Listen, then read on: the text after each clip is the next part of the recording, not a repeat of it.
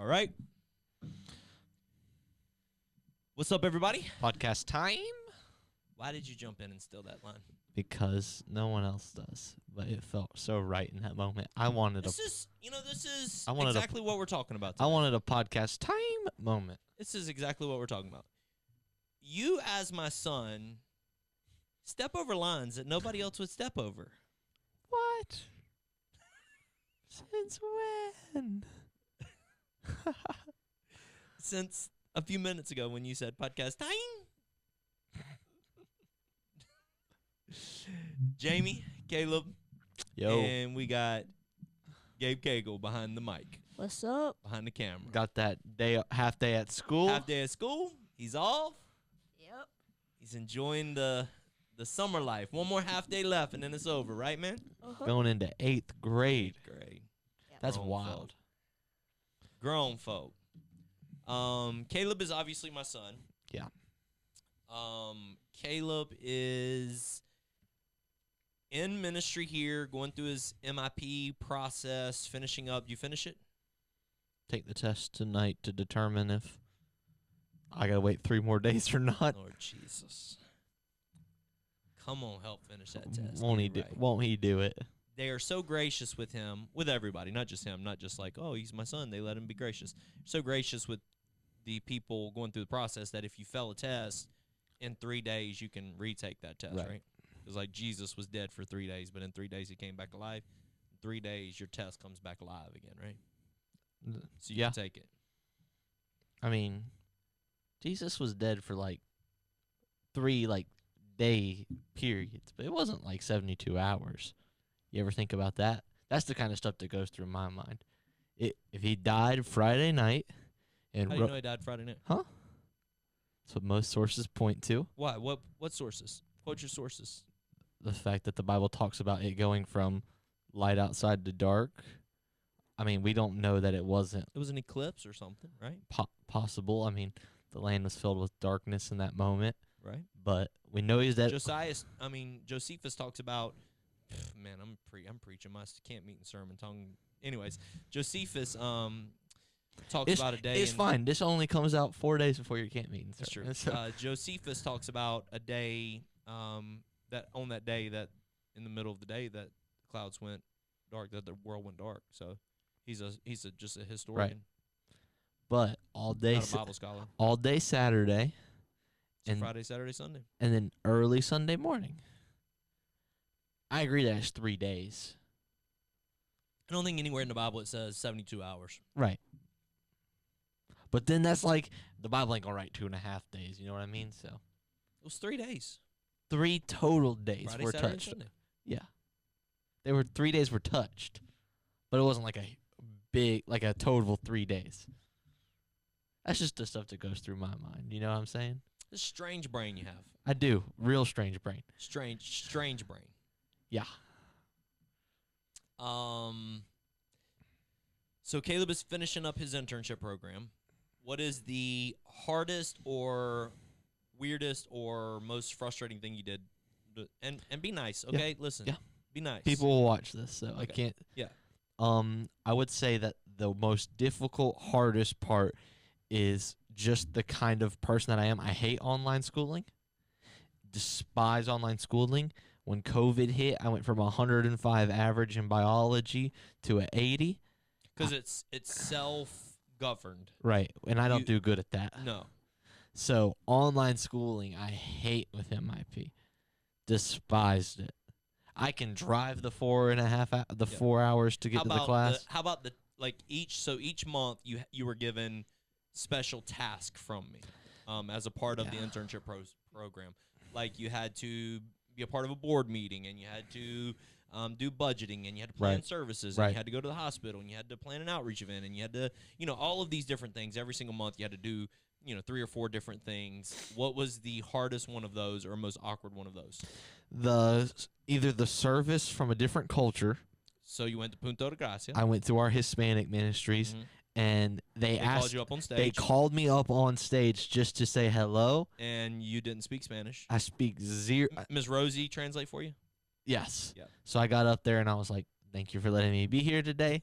Really, I hope y'all have an awesome service. You're And awesome. I said amen at the end, and they all got that part. Yeah, I'm in.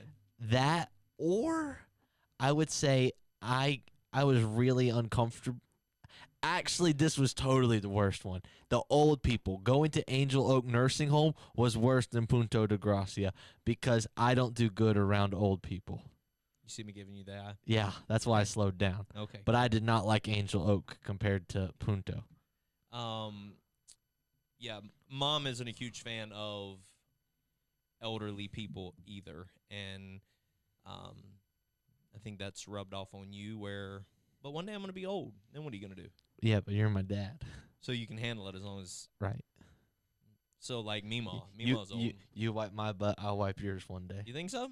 If I got I to. don't think so. If you break both I your think hands, you will. I'll I hose think you down, you son. I'll hose you down. All right. So now we are involved in ministry. Been doing it You for have 2 officially, years. You've officially been on staff here for not 2 years. Almost. The Early fall 2022. 2022. Early fall is whenever you said, Caleb, you're allowed to sit in on staff meetings and do that stuff, which was sort of like an internship before we had the internship program. But So we could say December 2022 was kind of when I started doing all that. Yep. So right at, let's say, a year and a half. So a year and a half you've been here. There have been a lot of head-butting moments. Yeah. I want to talk about parenting. For those of you that are like, why is he talking to Caleb like this? Why is he interviewing Caleb? I want to talk about parenting, okay? But I'm trying to maybe help everybody see our dynamic of our relationship before we talk about parenting, and then even maybe the opposite side of parenting, maybe you being able to even help parents from your side of the table, okay? So there's been some head-butting matches through this process. Yeah, for sure. We started real tough. Yeah. It was hard at the very beginning. Yeah. We've learned the dynamic that both of us have. We are learning. I don't know that we've officially learned it yet. We learned it. Learning. We ain't mastered it. Okay, We've learned okay. it. We've learned it. Living it out is different. Yeah. Yeah. We struggle in moments where we're both very headstrong people who think that our way is smarter than everybody else's. And a lot. everybody else around here understands that my way's better, Right. except for one person. Yeah. You know who that one person is? Your son. Yeah. Not that I disagree with your way a lot. We're just both headstrong about stuff, and it makes me want to argue you in moments like that sometimes. You know what I mean? In front of everybody else. It happens to be that way. But yeah. Gabe, was your dad always right? Yeah, most of the time. Good answer. All right. So Caleb's on staff here. He is, he's all of our online stuff, podcasts, things of that nature. You see, most likely has his fingerprint on it in some form or fashion. And today, a lady messages me on social media, and she says, "Hey, I just want to say thank you. You know, you're awesome. I'm watching every week. You have no clue the people that you're impacting from afar, and you don't know me, but I just want to say thank you for what you do." So I screenshot it and sent it to you. Oh, that was funny. And your response was, "What's this, dog? What's this for? What's this for, dog?" I was confused. I read it, and at no point when I scanned over it did it say online, and I was like, but I totally didn't take watch and online for them to be synonymous with one another. My bad. So even in times of, and listen, there was a day last week, 2 weeks ago, something of that nature, where I purposely was just uber encouraging the night before and just all day long, just speaking with kindness and encouragement. And I walked away from those moments. I actually walked away from a podcast. Maddie was on here, and I guess you had texted Mom during the podcast and said something to her. But I walked away from that moment finding out that I hadn't been doing a good job. And it's so hard as a parent when you think you are trying to do a good job and you find out you're not doing a good job. And this is a dynamic that I am in right now with teenagers. If I can give Johnny and Christy all of the advice in the world for how to handle JD3, because I understand. Like, I was there. I raised kids. I get it. Now that we're into teenage years, it's completely different to me. Everything is completely different. It is a whole new world with teenagers. Mm-hmm. And so, like, last night we went out to eat, and we were going and we were coming from different places. And so I was talking on the phone with Cammie. I said, hey, if you get there, tell them this many people. And she was like, did you invite anybody? No. And so anyways, I just happened to be on the phone with Johnny. Said, yeah, we're going out, Outback if you want to go. Yeah, they went. And so I text Cammie while somebody else was calling. I was on the phone with them, text Cammie and said, hey, Johnny and Chris, you're coming as well. And I thought you grounded her. And as I was on the phone with I forgot who the other person was. I was on the phone, and Cammie's calling me, and so I was like, well, I'm pulling in. It's no big deal, whatever she needs. And I walked in and immediately got chewed out. Well, I won't say it got chewed out, but I definitely got some heat from something that in my head, I'm doing this tonight and inviting people and being a part of this just because I want to hang out with y'all and I want to spend time with y'all, and I'm trying to be a good dad. And then whenever you get in moments like that, and it's all three of y'all. It's not Cammie, it's not Caleb, it's not Carson. It's all three of y'all in this season where you feel like you are fighting to be a good parent and then find out for whatever reason that you're not one at times. Yeah. No. Yeah. I would say that we're in that season for sure. Yeah, it feels like in this season there's nothing I can do right for y'all. That's how it feels. I feel like we've been solid these last couple weeks, man.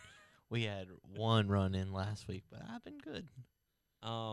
Caleb, all of my kids are different in what they do, but Caleb takes liberties that other staff members don't. And expects me not to get frustrated. Like, I would get frustrated if Johnny were to do what Caleb's doing, I would get frustrated at Johnny, but Caleb expects me not to get frustrated at Caleb for doing whatever said thing is. Like? It's an interesting dynamic. Give me an example. Popping your drink open in the middle of me talking yesterday during staff meeting or during prayer time. I was in this real serious moment of prayer talking about how Clint's daughter, how, God just used this ministry to just open up her life, this real just passionate moment, and you just pop held it to the side, tried to get it open, so and loud. it went so loud. Pow! And just ruined the moment. I didn't say anything after. I just sat there. It popped real loud. Just so as a teenage boy, God, 20-year-old kid, I ain't 20-year-old man now, not a teenager I ain't even anymore. no teenager no more. 20-year-old man. As a 20-year-old man, give the parents out there some advice on how to handle teenagers. What would your advice be to handling teenagers? I would totally. I love the advice that you're their parent, not their friend. Mm-hmm. Just seeing how a lot of people I grew up with or were friends with in high school or anything, and the way that they live their life now, compared to just even knowing some of them and knowing what they did or do or anything, I'm so grateful for what the standard y'all held me to was. Yep. Even not just doing things, but being a jerk of a person. You know what I mean? Mm-hmm. There are people that I went to school with who were jerks of people, And I have no clue how your parent never looked at you and said, cut it out. Don't do that. So I'd totally say it's way more important to be their parent than their friend. Which is really hard because, so from the parent's perspective, that's really difficult because you're trying to be their friend because they're so mean and so grumpy all the time that you're trying to be their friend in hopes of coding this attitude that they have, Right. in hopes of being able to have some civil conversation about some things. Right. So that's the tricky part about it. We were always good about being okay with having civil conversation most of the time. Depends what it's about. Most of the time. I could name 5 things right now that we cannot have civil conversations about. Cammy. Cammy, your room. It's uncivil in there, dog. Be Hershey kisses and Oh, man, it's elbow drops, crazy. dog. It is crazy. Your room is crazy chaos. It's not bad. You seen Cammy's closet? There we go. Cammy. Put the blame on her. No. Yes. No. Can't have civil conversation about Cammy. Parents, if you have this is advice that I was not scripted to give. Parents, You weren't scripted to give the first advice. I know, but this was not asked for either. If you have a set of kids, multiple, the oldest is always going to be mad at the youngest as long as they're close enough in range, because the oldest is always held to the standard of being the oldest, and the youngest is always treated like the youngest. End quote. Well, here's what I would say, and here goes what I have said multiple times through the years, is at 20, Cammy will be held to the same standard that you are. But she's not held to that standard at 16. She's not a grown woman. She's still a teenager. At 10, you wanted Cammy at 6 years old to be held to the same standard you were at 10. Cammy was held to the same standard you were at 6. And that was hard for your mind to wrap around. Because it was ridiculous. Well, it was the same exact standard you were held to at 6 years old. It just was ridiculous to my 10-year-old mind. Right. At 16, it's the same exact standard you were held to at 16. But at 20, you want her to be held to your 20-year-old standard. Cammy's growing up a lot, though. Cammy's amazing. She All of my kids are amazing, which is why this season is very difficult for me, because they're all amazing. I want to spend time with them. I enjoy them. I enjoy hanging out with them. I enjoy being with them, and my family has always been top priority in my life, and so this season is tough for me because it feels like I'm walking around on eggshells around everybody. I feel like I'm just getting some stuff off my chest right now. Hey, what is your pet peeve about Zaxby's, man? Zaxby's? Yeah. Do I have a pet peeve about Zaxby's? You don't remember last Thursday? Listen, they took forever to get the stuff out. But let me tell you my pet peeve. My pet peeve. This is my favorite segment on the podcast now. Pastor's pet peeve of the week. Let me tell you my pet peeve of the week this week, okay? It is summertime in Myrtle Beach. Yeah. I am born and raised in Myrtle Beach. This is all I've ever known. I remember when 544 was one lane both ways. I don't know what that's. 2-lane highway. 2-lane rural highway. Whatever. Rural. I remember that. I remember when Carolina Forest didn't exist. All those stoplights coming down Carolina Forest, it wasn't a big deal. It's coming down 501 because there were no stoplights. It was just straight shot in. Bruh, it takes 18 minutes to get from one half of Carolina Forest to the other. Yeah. Ridiculous. So, I have been around here a long time. Here goes my pet peeve. Saturday, we're driving home from softball tournament. We went to see the new Ainer campus, get keys there, and it was just a really cool day. We're driving home from Ainer to Myrtle Beach. There is a wreck at Lake Busby. So every person in the Conway area, Ainer area, knows exactly where this is going. Traffic is backed up all the way. So I go, it's okay.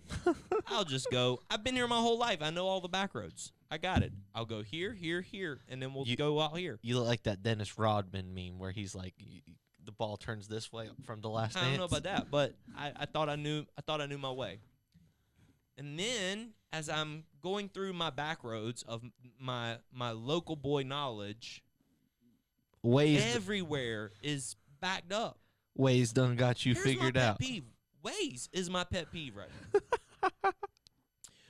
Waze, I don't understand why you're giving away all my secrets. Now listen, if I'm in another town and there's a bad accident, I want Waze to give me the local boy secrets.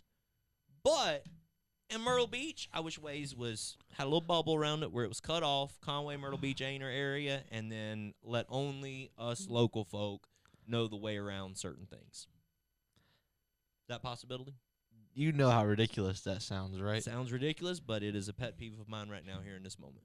Bro, when you said Lake Busby got a concrete barrier down the middle, and there can be an accident on one side, and somehow traffic stops on the other side too.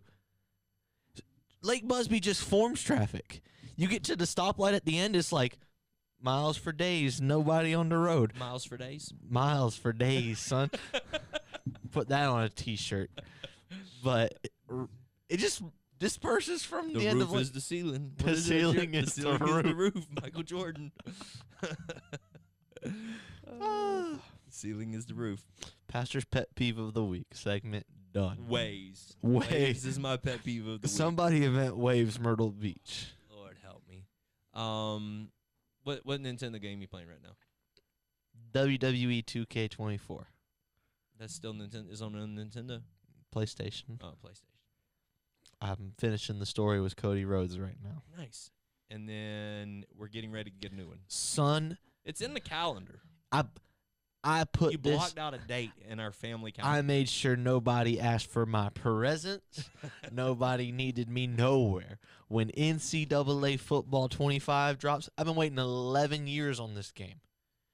You can attest to this. Mm-hmm.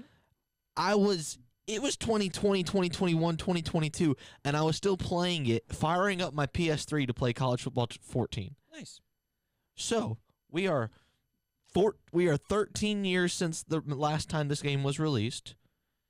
I'm so excited. College football video games were so much better than Madden games because you had 134 teams to choose from. And you could do, this shows my age. When college football video games first came out, they would let you do the option.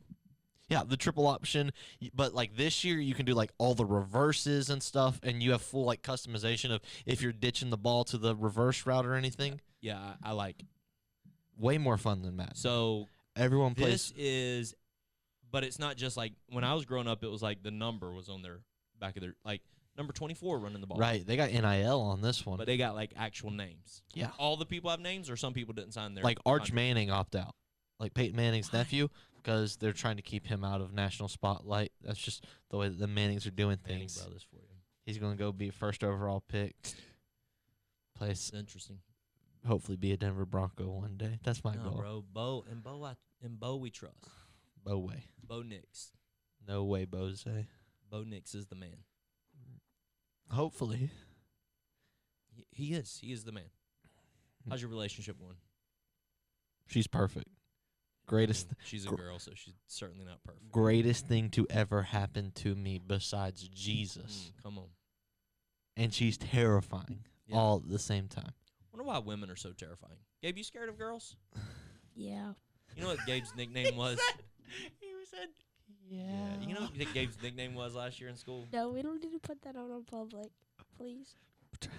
You don't want me to tell the people that they used to call you Romeo? Just do it at this point. All right. We won't tell them that they used to call him Romeo.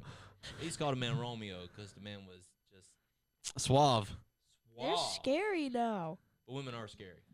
Gabe used to borrow his daddy's fancy Easter cologne. Yeah, he did. Yeah, he did. Yeah, girls are terrifying. And whenever you are parenting a child who is dating, it is so much more terrifying. It's scary. It's as a parent, it is tough parenting a child who's dating because, even for you and Carson, there's different rules because you're a guy and she's a girl. Right. And so, is that fair to Carson? Probably not. But I can't parent y'all the same because y'all are different, right? And so so it's hard, it's challenging to walk through this. And my kids have been so amazing. They've been so great that even inside of, you know, the like your curfew's still 11. Yeah. And sure, you could fight that and fuss and complain and have a big argument every single time, but we've come to the understanding there's nothing good out there that's happened over this time. If you take her home, it takes you about 30 minutes to get home from her house. If you take her home after dinner, after a movie or whatever, and you're going to be late, you just text us and say, hey, I'm running a few minutes late or whatever. The other night, I had to text Mom and say, I was sitting watching The Good Dinosaur. Terrible movie. And I just didn't have my phone on me, and Carson texted me at 11:55 saying, are you riding with me to work in the morning? Or 10:55. And I said, holy crap, I've got to go, because I just didn't check my phone or anything. So I just text Mom, hey, I'll be late. I didn't realize what time it was. There is, you know, my kids are good about that. But it's still incredibly difficult, incredibly challenging, you know, because y'all are surrounded by friends that parents, some of your friends' parents let them do whatever they want to and go and do and come Right. however they want to, and it's just not what we want to, how we want to parent in our household. And so it's so difficult, so challenging. But anyways, I just wanted to spend a few minutes on here today just to tell everybody, number one, ways, man, you're ruining our lives around here. Number two, parenting is challenging, even if you have incredible kids that are serving the Lord, love you, our family is top priority. Parenting is still difficult, even inside of the best of situations. And it's hard it's difficult and challenging on both sides of the table. Yeah. It's hard for us to figure out, and it's difficult for you, challenging for you to figure out as well on how to handle certain things and do certain things inside of the family dynamic. So hopefully that is encouraging to you to know that there is a struggle out there for all of us. Yeah. So anyways, thanks for hanging out with us. That's Love all you we guys. got for you today. God bless. Do the sign off. Peace out. Hey, click here for next video. Click here to subscribe. Click here to subscribe. Next week, you and Mama. Next week, me and Mom. Maddie's monthly mental health check-in. That. I think we're going to talk about marriage next week. Maddie's monthly check-in. About marriage. Yep. The end. All right. Peace out. See ya. Let's go.